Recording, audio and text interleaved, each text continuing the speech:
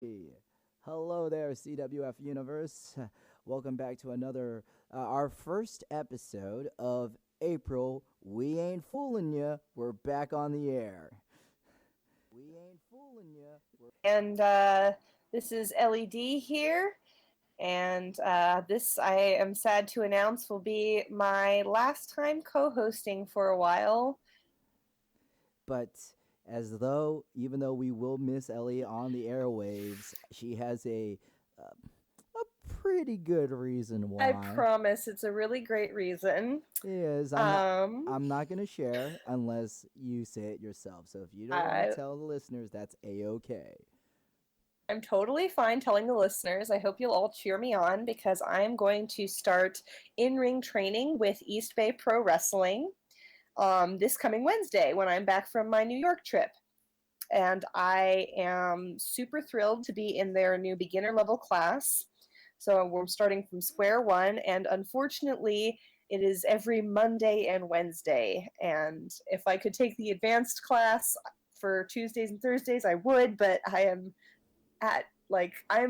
actually 6 feet underground already as my starting point. Like, I have to crawl out of the ditch before I can be on ground level for this. So I'm really going to need to focus, and I'm so sad that the beginners class conflicts. But Yeah, I'm absolutely thrilled.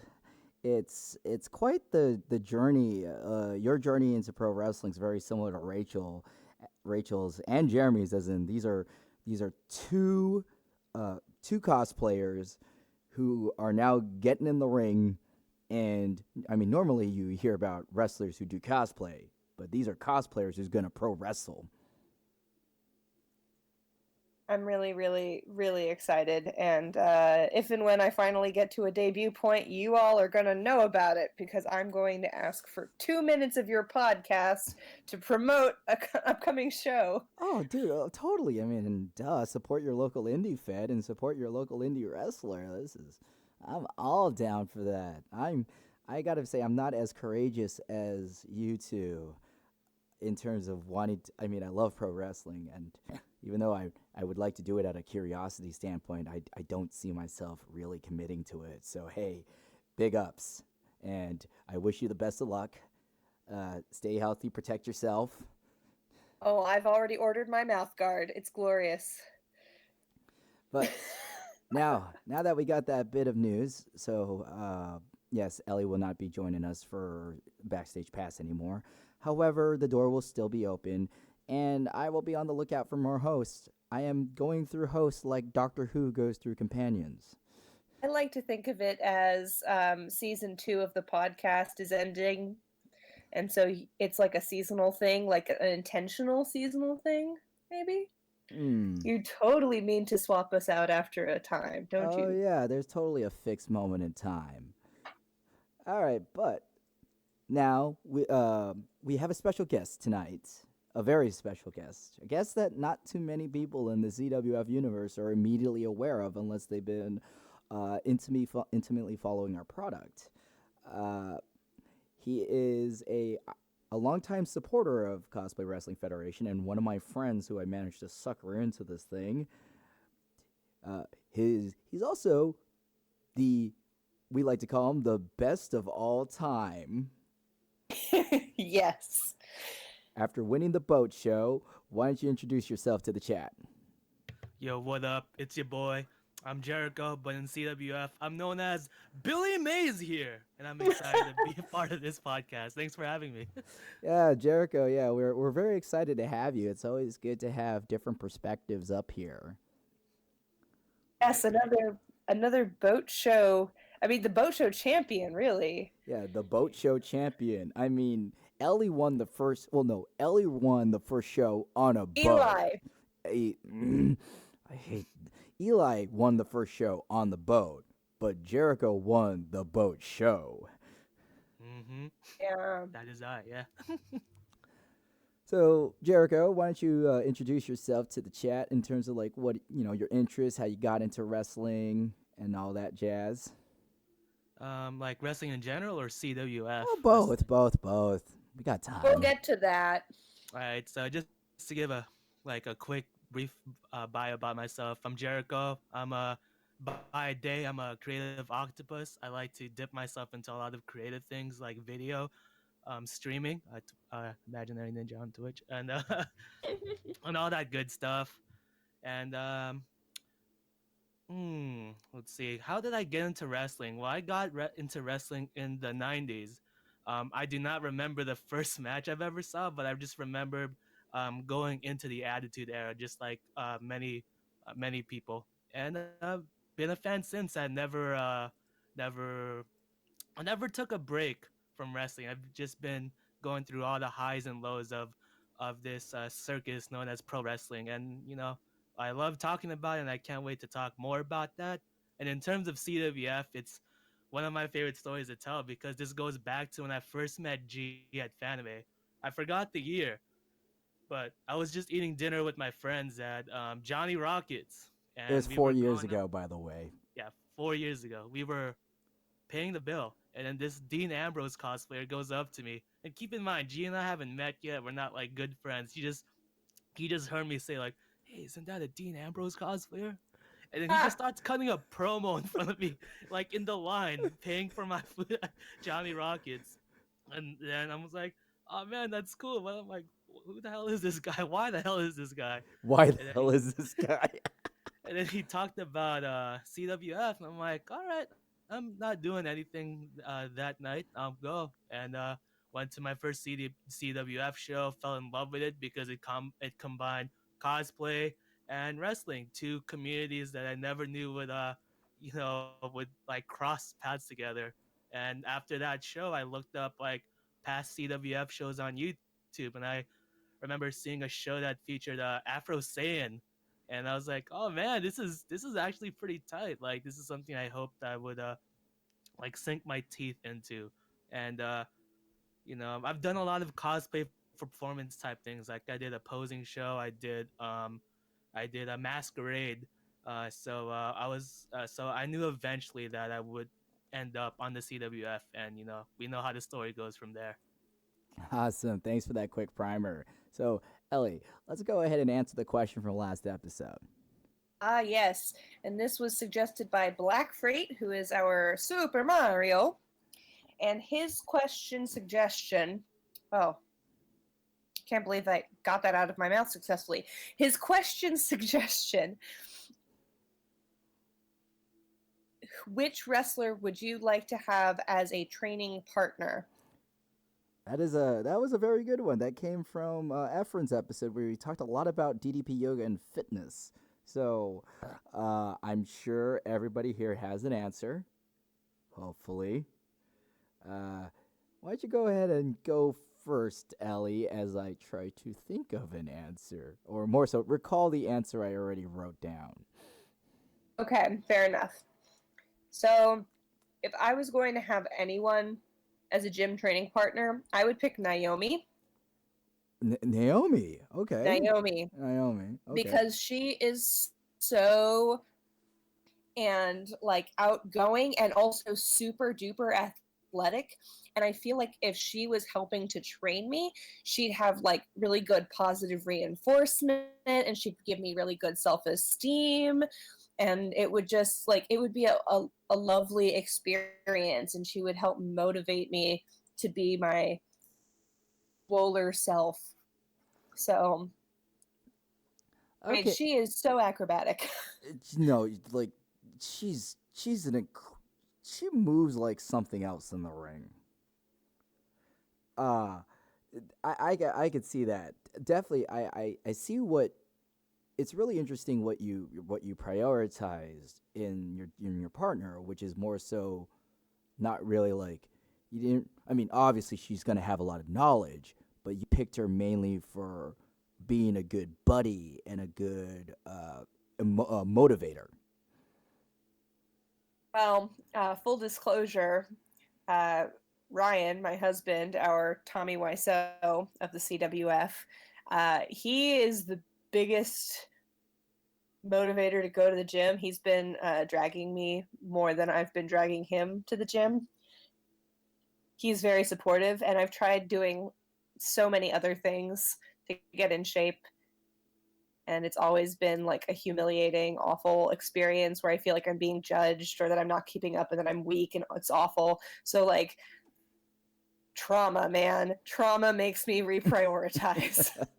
Okay, I think I got my answer. I actually have two answers, Hmm. believe it or not. So my first one is Diamond Dallas Page. I say two because that Diamond Dallas Page is a gimme, and I'm not saying DDP just because of DDP yoga, but DDP really knows how to train the areas that your typical gym run through would forget. So there would be a lot of flexibility, a lot of like lower back, knee, joint training.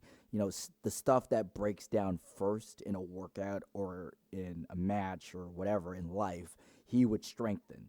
So I would pick that just because I feel like that's the kind of strength and muscle toughness, lack of a better term, that would prove like more utility.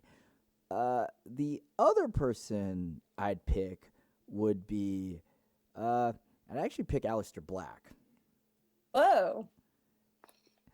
and that's because I come from a martial arts background, and definitely Aleister Black, his training would already be in sync with mine. Well, except a million times better than me. Not to mention that his build, like similar to Ricochet, similar to Nakamura, is kind of the build I want in terms of, being reasonably strong, but still being able to move, still being agile, still being flexible, which is what I want. I mean, the Cena physique is great to look at, but that's not like the thing I want out of life. Makes sense. You don't see yourself as a bruiser. Yeah, I don't see Well, myself. not that kind of bruiser. Pete Dunne would have been a good one. Oh, Now I'm regretting my choice. oh No, man, I'm just kidding. he'd make you Naomi like Inoue. twist for noodles and Play-Doh and stuff. Uh, let's see. Before we get to Jericho, I see Daniel Sun 555, right? Santino Morella. He's definitely a partner where you won't get bored with. And Jericho, what about your What answer? up? Man, that was hard. I was trying to think of it while you guys were talking about it. Oh And yeah, like and no. Braun Strowman? No, I'm just Oh, like and no. also no need to mute yourself. If you want to cut in, go ahead. Oh, it's a conversation. No, I was just afraid my mic would get like sensitive. But all right, I'll keep it on. But if I had to pick, and this is something a lot of people wouldn't expect from me because he's not one of my favorite wrestlers. But I'd go with Sheamus actually. And Wait. Ooh. I know why, but you say it first. yeah, so I started my journey of being healthier earlier this year, and so I'm a newbie to these type of things. I've been asking friends, I've been looking online for stuff, and one of the series that obviously attracted my attention was Celtic Warrior Workouts, and it's a series of videos where Sheamus would work out with all these like these fitness celebrities like Athlete X that I follow and like a lot of other wrestlers. Like I watched one this morning that he did on Art Truth, and that was a pretty fun episode because it talked about ab workouts. So I would pick Sheamus based off the idea that he's also working to get better and also to pick his brain because he worked out with a ton of other people like John Cena. I think he did an episode with Samoa Joe, and I'm like, he must have a lot of knowledge about these different workouts. So if I wanted to ask him, like, how do I increase strength over here or there, he would know just based off of picking his brain from other people. Yeah, Oh my see, gosh, I have to find and watch this. This sounds amazing. yeah, see, I like how the three of us pick different reasons. Ellie picked a good partner, like just someone that energizes her. I pick someone who's like I want the same thing he wants, and Jericho, you picked the trainer with the most practical and technical knowledge of not only the workouts but different body types. Yeah. Oh, yeah, no, that's ah. Chat, you can't see it right now, but I'm rubbing my chin with my thumb and index finger because like I just find this very interesting. He's blushing. I'm blushing. No, but Goo. yeah, Seamus knows his stuff, and it's very important because I always find one of the most frustrating things about trying to find out a good workout plan, and I'm sure the two of you could relate to me on this, is when most people talk about it, they talk about it from an instinctual level. It's like, yeah, I just do this and this and this. I'm like, why? How? How many of that? When do I stop? What's it like? And, you know, having Yeah, it's that, different with every people. it's different for every person. It's just, and to have that, that level zero knowledge to explain it to a level zero is something that is not commonly circulated around internet discussions about fitness. Yeah, you gotta find a workout buddy to teach you, and then eventually you will grow to become the workout buddy for someone else to teach them. It's beautiful but complicated. You passed Life is but a series of barbells that you pass on to the previous generation, hoping that it's going to be heavier than when you gave it to them. That's so cheesy, but you do need cheese when you do these type of things because any motivation is good motivation. Yeah, well, that was a great question. Thank you, Black Freight, for submitting that to us. So, let's go ahead and talk about something that's The boat show? let's talk about the boat show. Now, the boat show, I have not seen. Unfortunately, there's no video of it. But fortunately, Ellie and Jericho were there. We were both there. Oh yeah, we were there, all right. So It did, in fact, happen. So why don't you go ahead and lead the discussion? I'm going to sit back and chime in.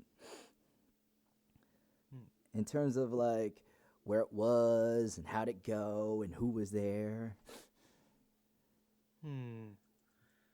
Well, Well, when we first got to the here, let me to just put the some ven- background. Sorry to cut out. I'm just going to put it's some all good. context. The boat show was a show on the USS Hornet, which was a naval battleship in Oakland. We were there the previous year, known as Crackdown, which saw the debut of Franziska von Karma, Isaac as Giovanni, which is a very important fact we'll get to later, Reagan as Star Lord, and Robbie as Trunks. So we got back on the boat, and I wasn't there, but it was on a boat. We couldn't think of a cool name, so we just called it Boat Show, and everybody liked that name better. So that's what we called it. It's a very meme-orific name. Well, it is the boat show. Sorry about that.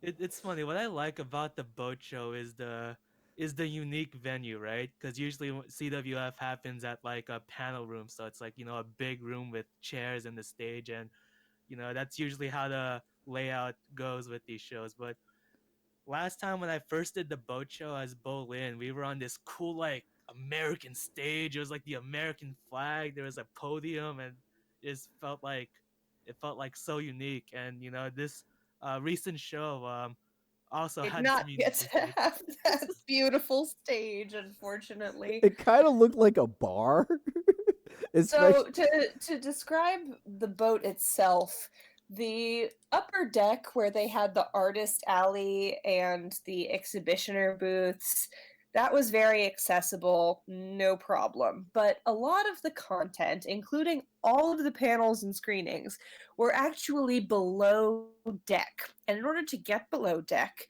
first you had to locate some stairs or a ladder, and then you had to climb down, and I do mean climb even if you're taking the stairs, because they were precarious and very steep and had very scary railings, and totally spooked me out because I'm afraid of heights.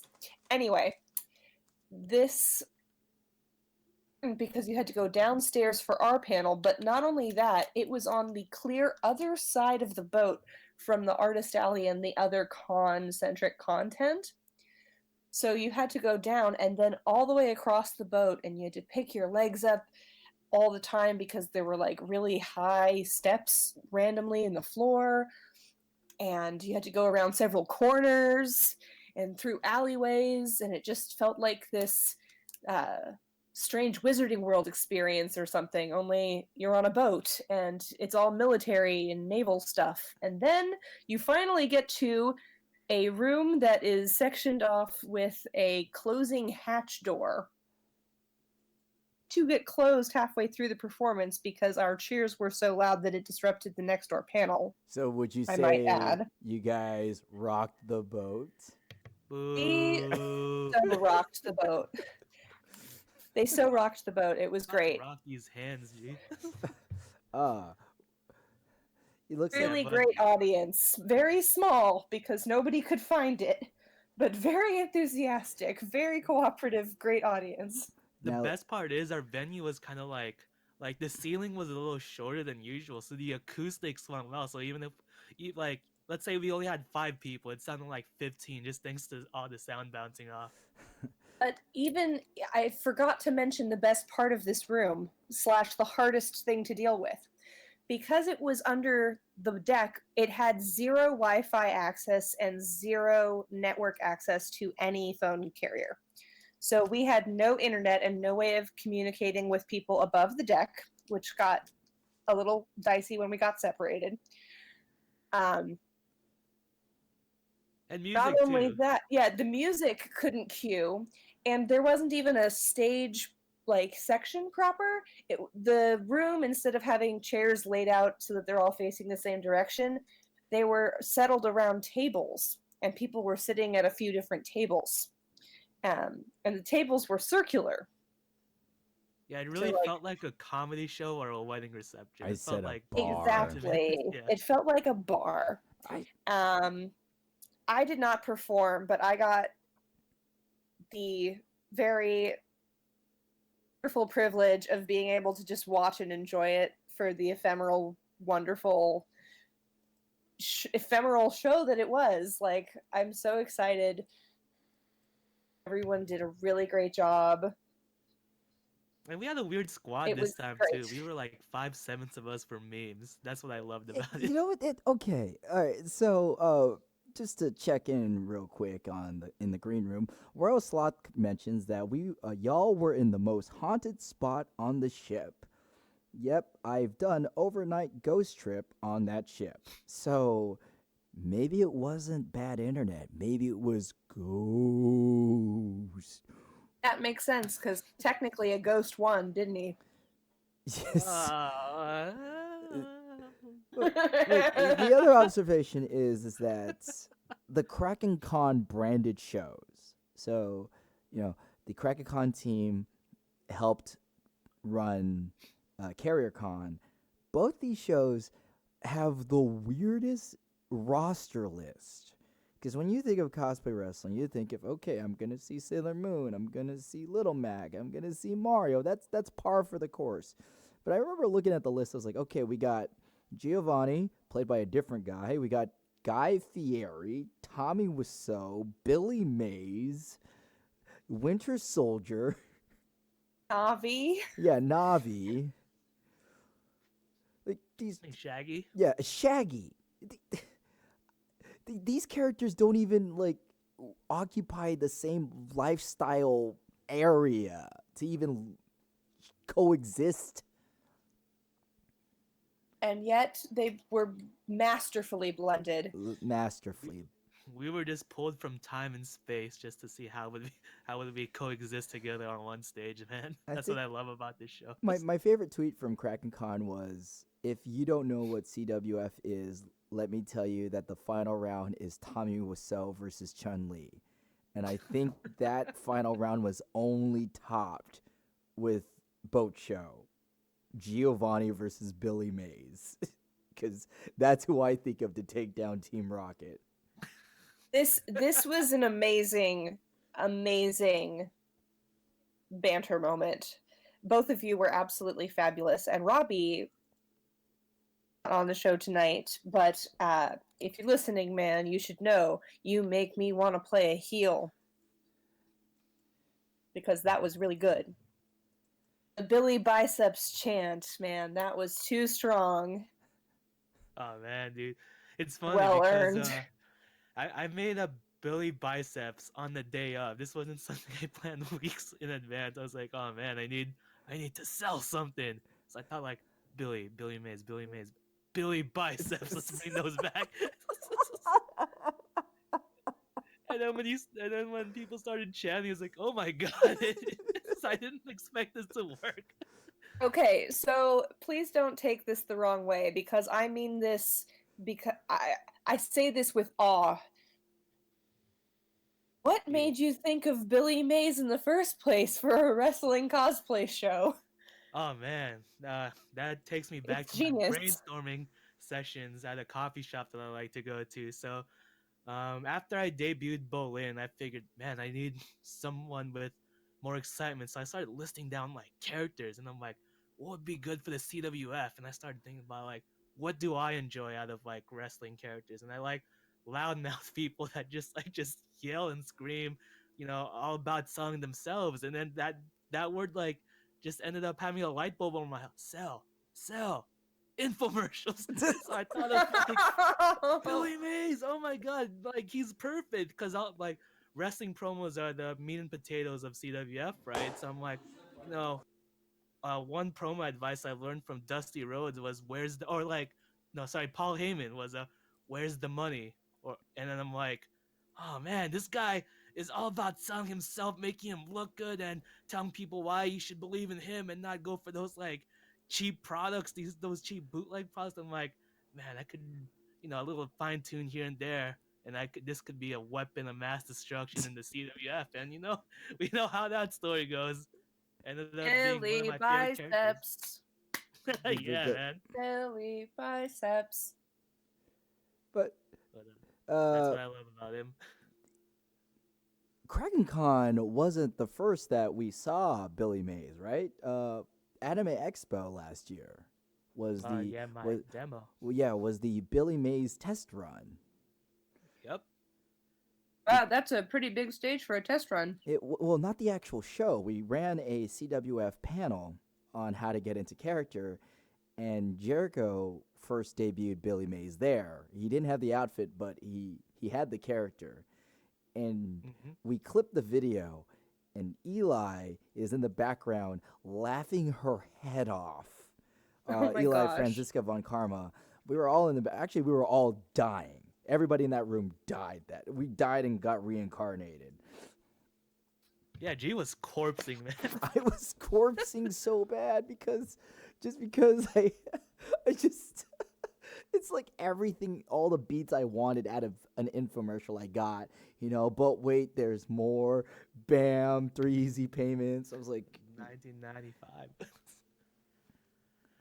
That was a fun experience for me because yeah, I'm always the guy that over prepares and overthinks for this. Like it took me a while to enter the CWF. It wasn't until like friends started talking to me or me talking to G or me like hyping myself up. So when that opportunity for the CWF promo panel brought up, I was like, man, this is something I've been trying to push. This is something I always wanted. This is the time where I could like test out my character without like, like looking like a deer staring at headlights towards like a raucous crowd. So I was happy that I was able to test out Billy Mays there. I was extremely happy that people reacted to it the way they did because I was like, man, is Billy Mays like too much of an obscure like character from like the past, or is he like someone that people would recognize? And I'm like, all right, I did that, went up, volunteered, and it was an amazing experience. And having that support and that feedback really helped me develop Billy Mays, or the CWF's iteration of Billy Mays, uh, to the character that he is now that I brought to the boat show. so That's amazing. outside of Billy Mays himself, did you take any inspiration from other characters or wrestlers? Yeah, so like I mentioned before, I love like loudmouth and comedic wrestlers and people that are like strong worded, for lack of a better term, because I always saw myself as like an awkward, shy, introverted guy. So I always wanted to like go outside my comfort zone. So I looked at wrestlers on the more like promo side, I looked at wrestlers like Paul Heyman, who's always like this god at promos. He's Oh, always like my favorite. building up Brock Lesnar. And then I would also look at people like Road Dogg and Enzo Amore, people that could talk the talk.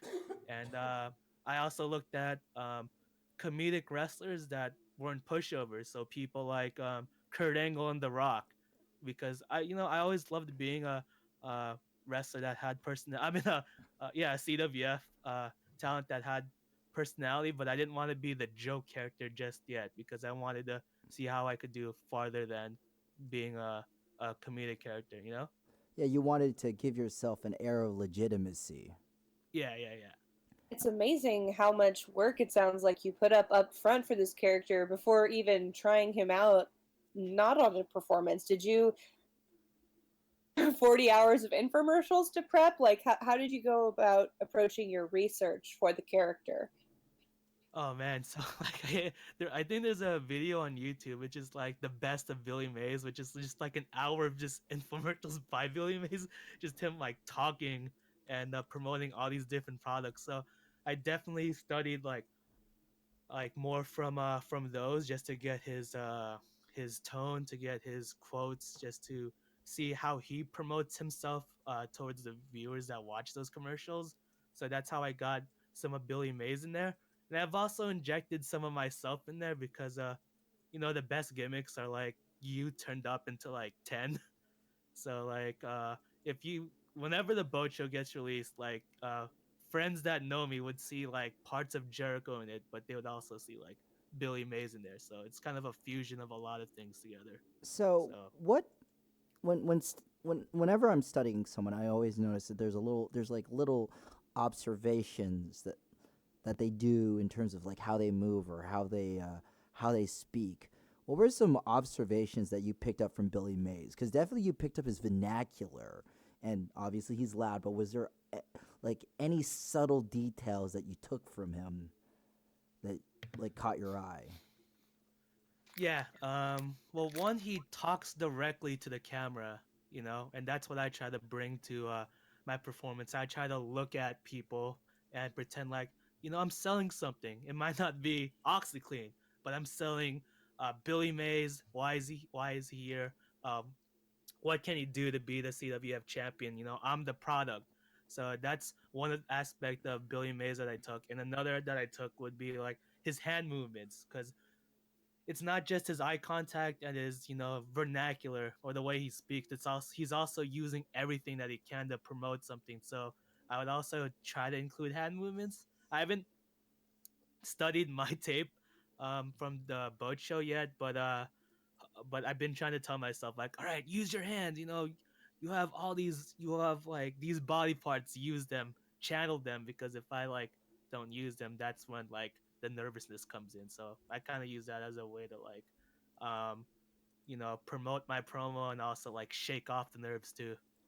Nerves are Wow. nerves are always your big enemy, right, folks? I never would have guessed that you were nervous at all, but I also did notice that you had some like really excellent hand motions every time you moved your arms out to indicate like an explosion of excitement that you matched with your tone of voice. It definitely felt like you had distinct peaks and valleys in your performance, and so every swell was like a huge cheer from the audience. It was really well paced. Thank you, thank you. I, I try I because like I said, I was shy. So if I don't appear that way, thanks to my belief in Billy Mays, then like I did my job perfectly then. let's. I want to bring the conversation back to something a little bit more tricky to talk about. And you mentioned before that you really like to and over prepare and like be hyper, like get all your ammo stocked so you Right, don't right. mess up. Like, what was your biggest fear going into it, or the insecurities that you had to overcome to even want to get to performing? Insecurities that I've had that definitely prevented me from entering the CDUF earlier than like I should have would be um I always felt um like I said, I always see myself as a shy introvert that unless like we click off immediately, I might be awkward in talking. Like even doing this podcast was like nerve-wracking for me because I'm like, crap, like like what do I say, what do I talk about, and those are fears that I would have about CWF and performing. I was like, oh man, like what is Billy Mays, why am I here, blah blah blah, what if I blank out, what if I don't have any ammo, like for example, like I was actually scared of like promoing against Tommy Wiseau because I'm like, how? How do I approach Tommy No. Wiseau? And like, of course, you get all these you would overthink all these thoughts. I'm like, God, how? Like, what do I say? How do I promo against Tommy Wiseau? Would Billy Mays say this to Tommy Wiseau, or would Jericho say this to Tommy Wiseau? So it's a lot of like thought process in my head, and I know that's one of my biggest weaknesses when it comes to the CWF is just that overthinking. I think you handled him very well. And I'm so excited to see his face when he finally gets around to listening to this because he's going to be so stoked. He said the same thing about you. Oh my God, what if it's Tommy and Billy in the finals? Oh my God, what are we going to do? It's going to be so absurd. I really like.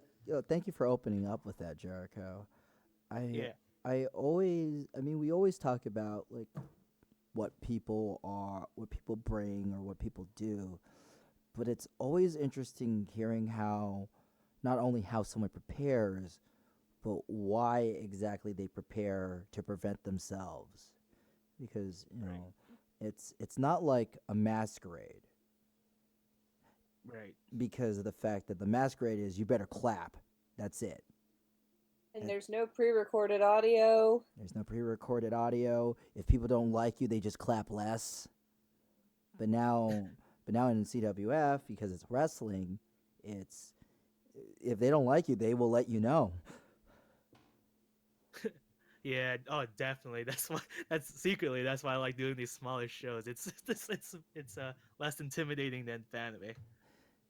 So Oh, speaking of Fanime, yes, were you going to be applying? Maybe we'll see. Hey, It's Billy? not it's not a fear thing. It's because usually with these bigger shows, I'm busy, so I don't want to commit to something. Like, oh wait, I have a cosplay group. I won't be able to join this. So I just Ah, gotta see my fair, fair. schedule. But I do want to do Fanime someday. Just like how wrestlers want to have their WrestleMania moment someday. I wanna have my Fanime Mania moment. And I'm not saying like, oh, I'm gonna win Fanime. I just wanna be a part of that raucous crowd and see, could I handle this, or is this is this thing too much to swallow? Totally makes sense. totally makes sense. Which I think I got one last. I mean, not one last question, but a question for you, Jericho, is I know you see yourself as one of the lesser experienced people on the roster. Like you Right. openly acknowledge that. Yeah. But what's it like watching the performers as somebody who's trying to get up to that rank as opposed to seeing them as like, competitors or just seeing it as an audience member? Is it is it one of those moments where you feel like, wow, this is how big the divide is, or like, wow, that like is that something I could do, or oh, I could take that, I could take that from that person and that thing from that other person. Like, what goes through your mind when you watch these shows? Because I assume that you have a different lens viewing them.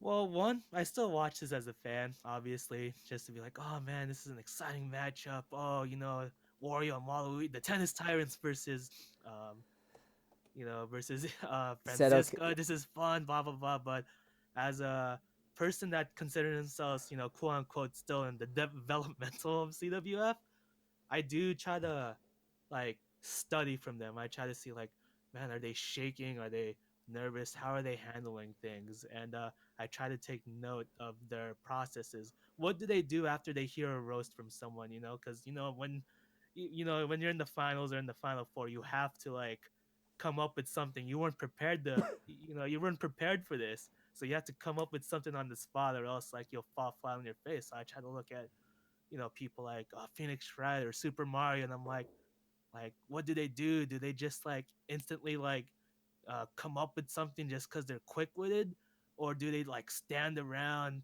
trying to get the feel of the audience and ride that momentum to slap back at the opponent? So I try to take notes here and like mental notes here and there to see like how do these people that are like actually up on the stage doing this, and I try to learn from it.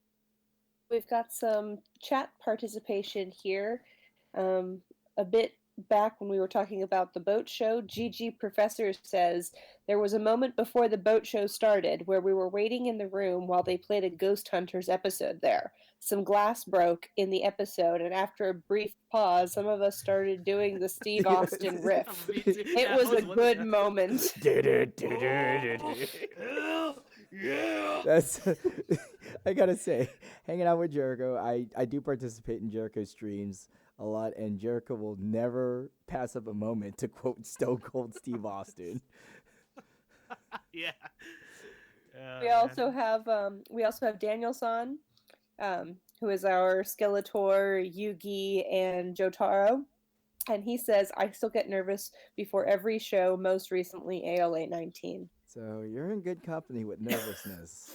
I think it's normal because before the boat show started, I went up on the ship and then I ran into Robbie, who was Giovanni in the show, and he always asks me, just like in the last boat show, like, "Hey, are you ready for the show, man?" And I'm like, and both times I've said, I'm hella nervous, but the second time around, which is this recent boat show, I was like, I'm hella nervous, but I feel like this is always gonna be a constant no matter what I do. And maybe secretly I'm not nervous, maybe I'm excited, and it's just disguised as nervousness. So It's it's normal. it's I've normal. accepted that. It's actually more than normal. I would be more concerned if I was not nervous. Mm. In my opinion, and this is where I get all life lessony. In my opinion, being nervous is just your body's subconscious telling you that you care. Oh yeah, definitely. Means you have that passion. That the nervousness is just passion inside of you waiting to come out. It's passion inside of you, and it's also just showing that you are emotionally invested in the outcome. Like when I Yeah, brush, you have a sense of the stakes. yeah. Stakes. So Yeah, definitely. I never, when people say, "I'm sorry, I was nervous," I don't think anybody should ever apologize for being nervous. There is Right. concern of letting the nerves take over them. But if you're nervous, that's great. I think that's amazing if you're nervous. Yeah, it's a good sign. Like one of the lessons that I've learned, or like one of the motivating things I've learned at the start of 2019, that helped me through like nervous moments, like this and like this CWF performance, and like other times I was nervous in life. Comes from one of my favorite movies of 2018, into Spider-Man into the Spider-Verse. Oh, So ooh, Ooh. don't one spoil of it. the no, I'm not gonna spoil it, but one of the quotes that really resonated for me was one person was saying like, "When am I ready?" And then this other person was like, "That's the thing. You're never ready, but that's the point. It's a leap of faith." And that kind of inspired me to just jump in head on, and do things that are outside of my comfort zone, just cause like what do you have to lose? And that actually helped me get through the boat show because I was super nervous. I had no time to prepare prior to that week, and that quote really inspired me to just jump in. I'm like, you know what, F it. Like, I'm not as prepared as I want to be. I'm just gonna do it. Yeah, that's Wow, I that want to see that movie so bad now. same. But since we were talking about Fanimania, I think it's also, since it's coming up, not Fanimania, but the other big event in wrestling history is coming up, WrestleMania. Oh hell yeah! WrestleMania, are they copying us? Yeah, but they actually have wrestling. To send them a cease and desist. But yeah, WrestleMania, I don't think I think it would be a very huge disservice to the team if we didn't talk about WrestleMania. I'm a lot more excited for this WrestleMania uh, than I was last year, which is saying a lot because we flew over to Louisiana due to Shinsuke Nakamura and Asuka. Mm. But I mean, do y'all got WrestleMania chat? Do you have WrestleMania plans? Well, I'm definitely going to be checking in with the CWF performers Facebook chat group the whole day because Same I'm not here. sure I can watch the whole thing and just sit down and do it right away, but I want to know the blow by blow from everyone, so I'm going to do my best for that at least. So anything besides that is a TBD, but and I am also so excited and I'm reporting live from New York that New York is excited. Yeah. Oh yeah, you're gonna be in New The York. WrestleMania, they have the WrestleMania banners all around in Yeah. front of them. Yeah. You showed us photos. You showed us photos. It's. I remember when San Jose was like that. It's. Don't remind me. I miss it, man. I'm so sad that I like got to know you guys better like after WrestleMania came to the Bay Area. uh, I'm so sad I got into wrestling after it came to the Bay Area. Now, Fapted America actually brings up a topic that I kind of wanted to touch up on was John Oliver's WWE segment. Ooh. Well, for those of us who have been living in and out of corner stores and bagel shops and have been therefore living under a rock, please fill me in. John Oliver, who is the host of Last Week on Tonight, uh, did his latest big segment was on the WWE, where he talked passionately about loving wrestling, where he said, "Wrestling is better than the things you like," and he talked about mainly about wrestlers not getting proper health care or proper benefits because they're considered independent contractors in the WWE. Oh. Yeah, he talked a lot about that and how, you know, the life expect like a lot of wrestlers die before reaching 65, and he showed a graph of the life expectancy of your average professional wrestler and how, you know, they don't get time off, they don't have a off season. Vince McMahon doesn't pay for their surgery or health care. And this was all clips intermixed with Vince McMahon getting his butt kicked. And he wants, it got big on Reddit, it got big on Twitter. Hopefully people are already talking about trying to start "We Want Health Care" for Chance. Wow. Yeah. I had no idea. Yeah, it's a completely valid criticism. I just saw And this today. thank you, Ryan. uh, that was Ryan in the background chat. It's just, it really just shows, like, number one, the passion that people who go into wrestling is. Not only is there no money, but you're actively working against your body's self-preservation in terms of advanced arthritis, being able to walk properly, bones and concussions and Just wear and tear in general. yeah, just general wear This and is tear. exactly what I want to hear days before I start training. Definitely Well, important to know. it's Health is actually, important. you know, Oh boy. I thought as I only had my teeth to lose. as much as, you know, it would help discourage you, it also, you know, you should know what you're walking into. The human body is not meant to fall down repeatedly. I mean, there are techniques there to dampen it, but you're still, that damage piles up. Hulk Hogan and Stone Cold Steve Austin talk about how they have lower back problems from doing those leg drops slash stunners. Mm. Same with Matt Hardy and his hips from doing those leg drops. Yeah, Matt Hardy's had to stop doing leg drops and his spine started fusing together. Like, I mean, obviously, there are certain wrestlers that have longer careers. Ironically, luchadors have very long careers. Like, there's a lot of luchadors who wrestle in their 60s and they're really good. I mean, look at Mysterio. Like, damn, man. Oh, yeah, I think because he had stem cell like surgery done on his knees, and apparently that just, you know, that was the fountain of youth for him because he looked like what he was in the mid 2000s. But that just kind of, I mean, I don't want to say this to legitimize the circumstances around it, but it really shows a quote unquote a purity of the art. Like, they're not there for money. They're not there to be like taken care of amazing benefits. They are there because they love the art of wrestling. But even at that, I would love to see the wrestlers taken care of better, period. Yeah. Captain America, please get the audience to chant for wrestler hair care, probably because, yeah.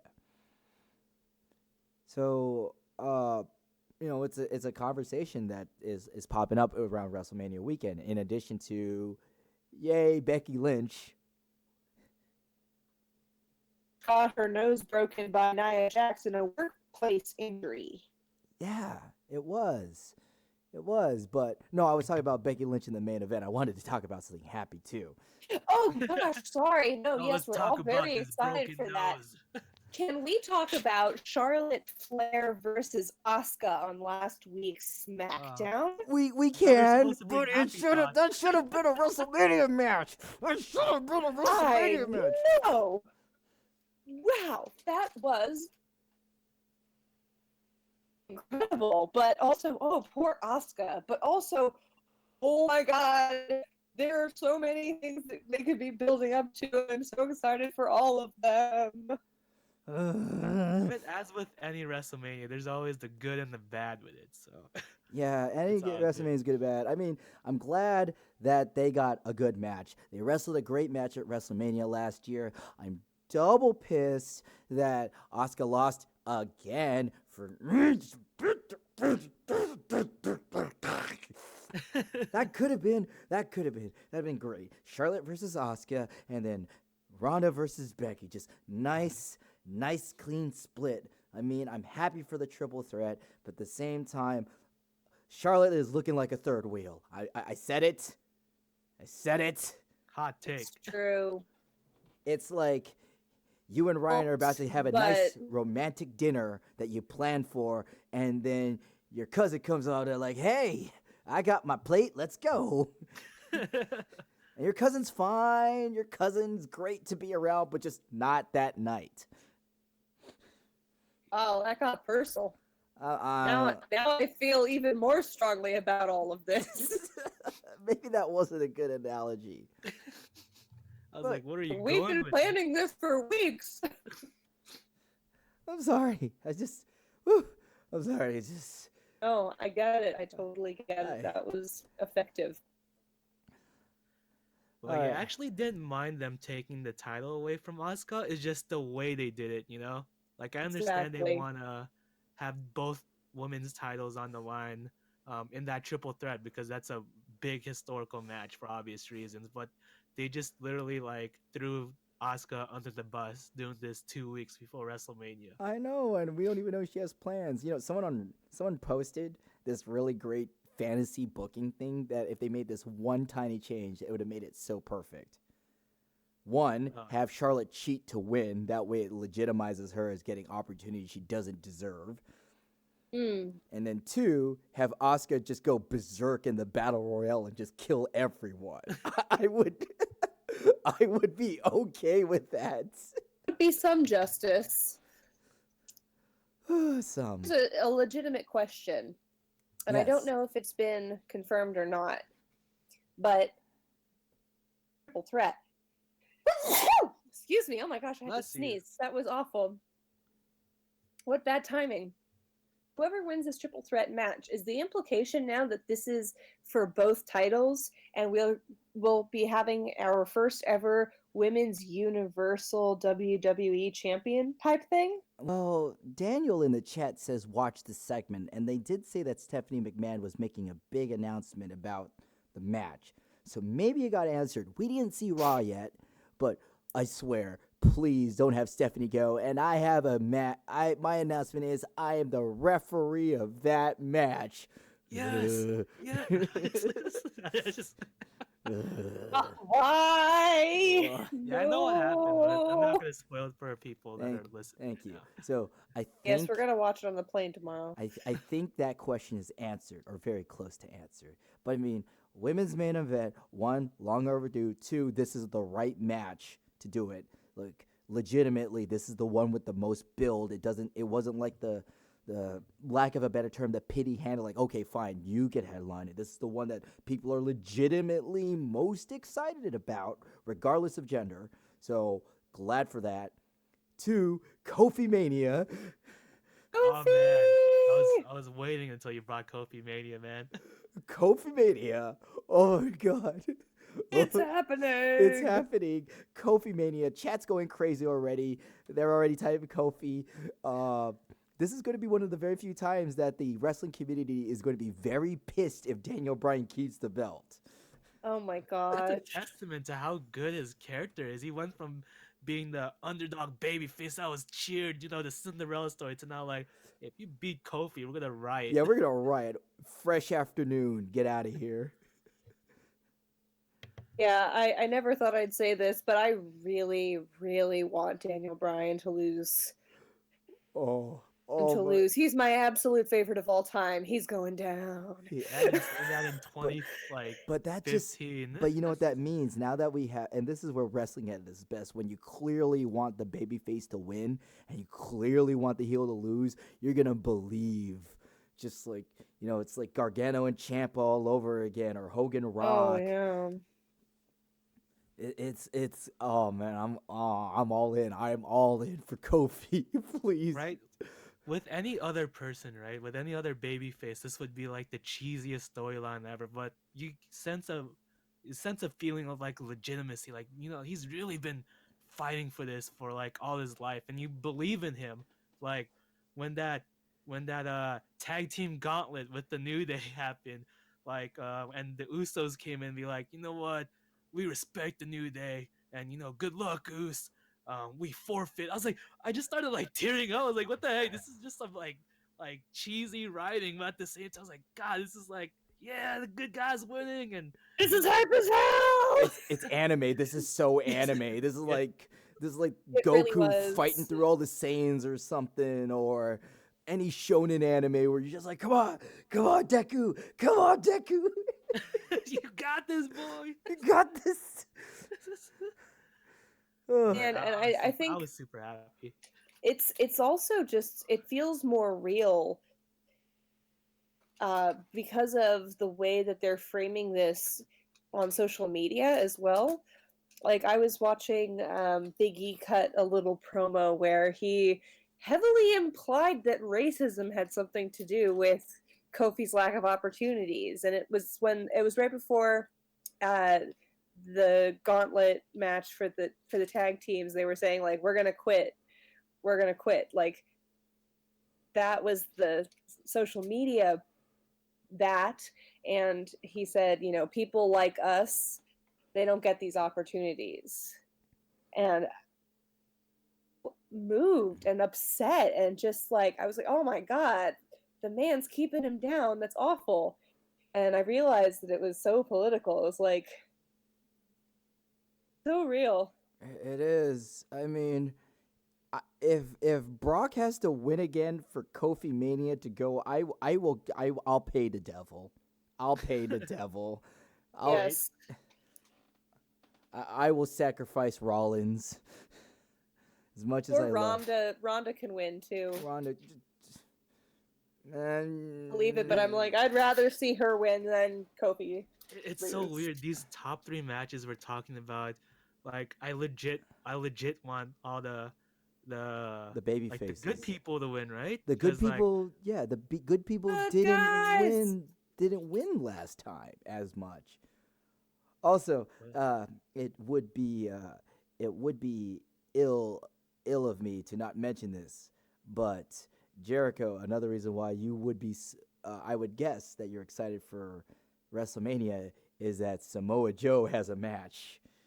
Yeah, as the champ, man. As the champ, my boy, Samoa Joe. Ooh, Yeah, you're a Samoa Joe fanboy. Jericho loves Samoa Joe.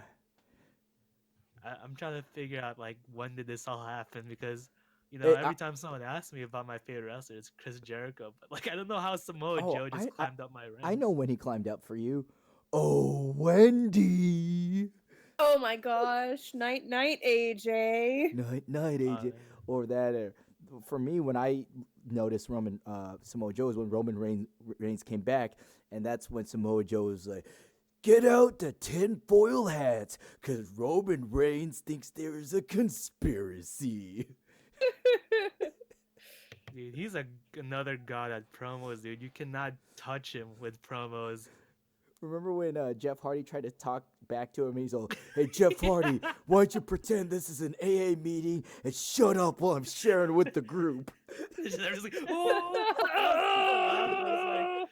Man, he could throw back he could clap back at you, but still feel like a threat, you know? He's a scary. I love him. I could not believe that he lost to Kurt Angle though. Yeah. I had trouble suspending my disbelief. Well, I'm so thrilled for Kurt Angle, but He has no memory of that. It was a crafty win. So, Kurt Angle snuck it. It's not like he overpowered Samoa Joe. yeah, I'm just like, dude's a champ right now. He has a belt. This is strange. It's okay, Also, this is just on Raw because, okay, cool, we're doing that now. okay, this is Kurt Angle's Rocky Balboa moment, so I'll let that slide. That's a formality. It's all good. My boy Samoa Joe's still strong. Yeah. That's good. Fun fact, during the Royal Rumble, Daniel ran a number generator through with all our names, so everybody was assigned a number for the Royal Rumble, and Jericho got Samoa Joe by sheer chance. It was destiny. It wasn't sheer chance. What are you talking about? We were meant to be. Me and the power game, man. And he did well. I thought he would be eliminated pretty fast, but he had a good show in there. So I was proud. Good effort by my boy. See, I'm very excited. Nice. I'm very excited of these matches. I'm not excited for the length. Oh yeah. Yeah, but I mean, it's going to be a great weekend. Not only WrestleMania, but NXT TakeOver with Matt Riddle versus Velveteen Dream. Oh, man. Have you seen their exchanges on Twitter? It is so funny. No, but I did see Velveteen Dream get pushed out on a couch. Oh, my God. Yeah, This is what you linked? Yes, this is what I linked. Literally, Matt Riddle was wrestling, and then Velveteen Dream's music hits, and normally in pro wrestling, the wrestler turns around. I was like, what's going on? And then they're there. But no, instead of Velveteen Dream walking, he's on a couch. The stage is lit purple. Two women push the couch to the center of the ramp, and then they both sit with Velveteen Dream, and it's smoky, and he has a goblet, and he's drinking it. I feel like whoever wrote this was high, dude. This was awesome. Shut up, it's Velveteen Dream. Oh my god, I just realized something. If it's the NXT TakeOver, that means we're gonna get, hopefully, a high budget championship Velveteen Dream entrance. Ooh, because it'll be his moment. Please. I want him carried out like Prince Ali. I want him to I want him to fly in the stage. I want there to be purple glitter. I want just please. I want this to be the most extra entrance on the face of the earth. They need to bring back Pyro just for Dream, dude. No, it's got to be purple smoke. I want him making out with 3 dudes and then 2 chicks on the stage. Come on. Come on. What kind of match are you thinking about? No, this is Velveteen. No, this is Velveteen. That's a fanfic. They established that Velveteen Dream's followers and charisma is crosses is he a cult all leader in canon now? No, he's not a cult. He just knows how to that's give. what he's leaning towards now. It's the When you Velveteen. describe him like that. It's the Velveteen Dream experience. But I don't think he would ever just have a makeout session with 5 people. It will be freaking amazing, and you will be turned on. You shut your mouth, okay? Dream over. And this thing's gonna get clipped now. It's yeah. Someone please clip this moment. Of Twitch TOS is gonna shut us down for sexual. He read that off a Tumblr post. I'm gonna put that out there.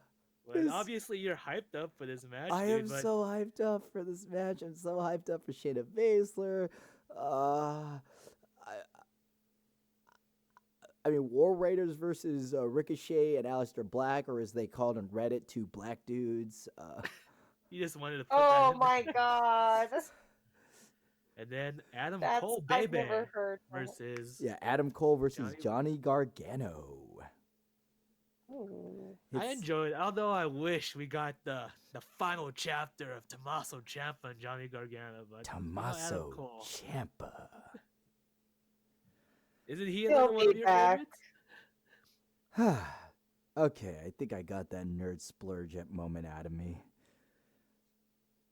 Oh, you splurged already. I'm so sorry. It's Is just that what we're calling it these days? look, wrestling makes me happy, okay? And Velveteen. Is that what we're calling it these days? I'm so, I mean, yeah, that's the most we could call it without you getting. are this so much banned. lucky this is your last episode, I swear. Oh. Going out with a bang. I respect it. Oh, you're the one that said bang, not me. Yeah.